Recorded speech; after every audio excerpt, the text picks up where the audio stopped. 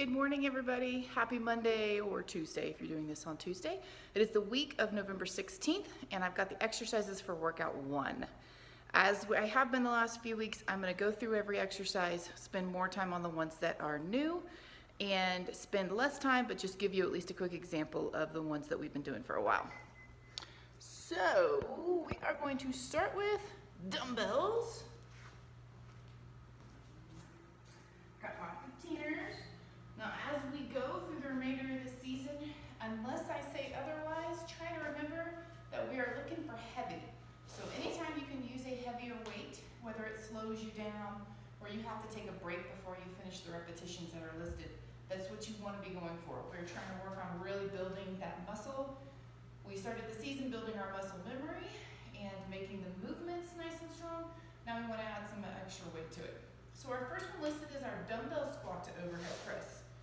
We've done this one many times before, but as a reminder, from the side view, elbows are out in front. Try not to rest the dumbbells on top of your shoulders. Takes the actual bicep help out of it. Let those arms come out in front. You can kind of push the dumbbells against the front of your shoulders so our biceps are working too, and our core is working a little harder. From here, sit back into your hips. Elbows come right over the top of the knees. Stand nice and quick. And arms press up overhead, chin is tall, shoulders are open. Nice control on the way down. Hips back, squeeze the glutes, pop them up nice and high. Control back in. All right, exercise number 2. We have our plank fall flat, or our push-up fall flat that we've been doing. We're going to turn it into a single leg. This is going to involve a little more upper body, a little bit more pressure on the one leg that's going, but a lot more core, which is always a good thing to get extra work on. So same setup as we have been. We've got that nice strong plank position, shoulders are over the hands. One leg is gonna come up behind you. We'll end up alternating, so one leg starts up, lower to the ground, pull the abs in super tight, press it back up, and switch. Lower, press. Just like before, if you need the knee, use the knee, no big deal. It's still there underneath you. It should feel a little bit more challenging than it did with 2 feet. Kind of working on that next step in the line of being able to keep those knees off the floor. For those of us who can keep the knees off the floor every time and keep a nice straight body line, for you guys, this is really just putting extra work onto the core, the hip flexor, the quad, which will strengthen everything and allow you to move a little bit faster and get more in. Alrighty, next, dumbbell reverse lunge tap. So we're not stationary this time. We're going to step back. So lined up with my mat here, because I don't like to hit my knee on the ground. Chest nice and tall.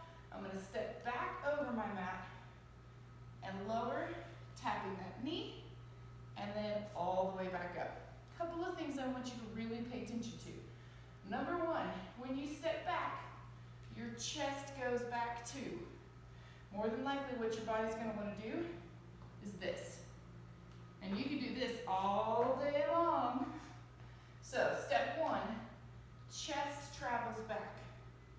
Now that means my entire body is centered between my feet, not over my front leg. So I've got weight on my back foot. Step 2, when you go down, everything travels straight down.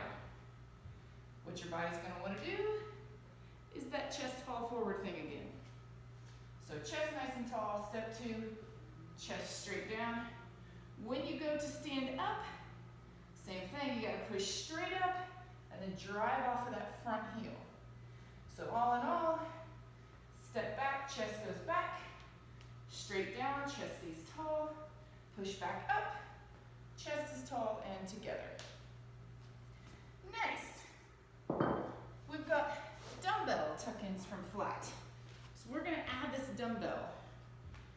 You got some options. The dumbbell can actually make this exercise easier. So I want you to find the line between making the exercise super easy and allowing it to help you a little bit while putting extra resistance in certain places. So, that being said, we're fully stretched out just like we were before. My dumbbell starts on the floor. Little bit of just because we don't want to pick it up locked elbow. From here, it's the same move. I'm gonna lift my chest until I can get that low back press down, and then I'm gonna pull in nice and tight, and then let everything back out. If you let your arms come too far forward, because you have that weight in your arm, it's going to fling your chest forward. So this one is kind of a fine line, trying to find that balance when you come up, of keeping those arms up a little bit so you can find that middle ground and then control back out. All right, moving on. We have a sprawl that we're adding a hop to. So we're kind of finding the middle ground between a sprawl and a burpee. The movement is the same on the way down. So it is our nice strong sprawl, hands down, out to plank. When you get back in, just like we've been talking about with the sprawl, you want to drop your heels down and rock back in those heels and then execute that nice big hop. Most important on this one is, since we're not stopping in the middle of the sprawl, before you take that hop, shift back in your heels so that you are not hopping in that bent over position with extra pressure on your low back. But otherwise, it's the same as a normal sprawl. You're not going to the ground. Don't add a push-up to it. Just the plank and back in, back into the heels, nice strong jump to the sky. All right, switching to our band exercises. These are ones in particular that you want to try to go heavy. Now I realize that for this workout, the numbers are high. So do your best. I would rather see you get to 10 with a super heavy band and then have to take a break, catch your breath, come back in, hit the next round of 10 or 12 or 15 or whatever you can hit in a row. But that's going to benefit you much more in the long run than if you keep your easy band and just knock them all out. So, first one is our band front squat. We have done these many times. All we're doing from our assessment is taking out the press. So it's just that front squat. Sit back, elbows to knees, back up to the top. Elbows to the knees, back up to the top. If you don't have a band option and all you have is a green, the green is probably not going to feel challenging at all on this exercise. So what I want you to do is take a foot and go ahead and place it down pretty close to your hand. And then you're going to try to get about the same distance with the other hand and then pull the feet together. So now you can see I've got slack in the middle. Now my band is much heavier. So you can take that same band squat from right there and have quite a bit more resistance. All right, next is our band overhead. I still have my heavier band. Now if you have lots of band options, you can probably go with a black or a blue on the squat. You might not be able to get that overhead, so you may have to drop back to like a red, which will probably still be super challenging, and that's what I'm looking for. So on our overhead, just like we did in assessment, I don't care whether your palms stay facing in or you rotate it forward, as long as your arms get all the way straight, back up, arms get all the way straight, and your shoulders are open with your chin tall. Abs in nice and tight. Big press, back in. Just like in assessment, if you need to, take it to single arm because your shoulders are failing, that's perfectly fine. But remember that the number that's listed has to be done on both arms. So this would be 1, 2. This would be 1, 2. Okay, so make sure that both arms get the same number on those reps. Alrighty, reverse lunge tap row. So the next two bands were wrapped around whatever it is that you've been wrapping around. So we're going to keep that reverse lunge working that we did in the beginning of the workout, but we have our band instead of our dumbbells. All the rules are the same. Chest is tall. Step back, my chest goes with me. Reverse lunge, tapping that back knee, row when I get there, chest tall, back to a stand. The lunge on this one will feel much easier than the dumbbell lunge. The band, especially if you're taking a heavy band and you're leaning back pretty far to get extra resistance on the row, the band is gonna help you even more. So don't think about this like, oh my God, we have to do more reverse lunges. This should feel a lot easier than the first round. Allow yourself to go all the way down, tap the ground, and get that nice big row. Then we flip around, or flip sideways for our power wood chops. So on our power wood chops, band starts out in front again, just like it did for our regular wood chops. I'm gonna switch band colors real quick so that I can get farther away and you can see me more. I can't get too far away with that red one. Okay, so on that band power wood chop, so our regular wood chop, we only move shoulders and rib cage. On our power wood chop, we get to use the low body.